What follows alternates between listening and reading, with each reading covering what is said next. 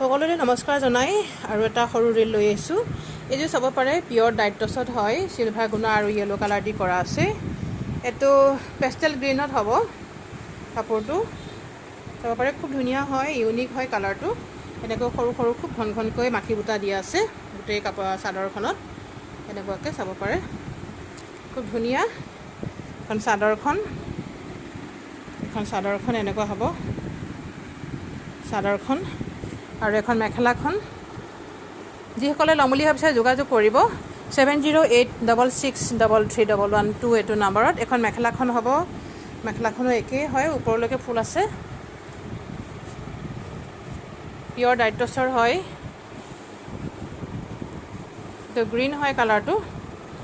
আৰু এইকেইটা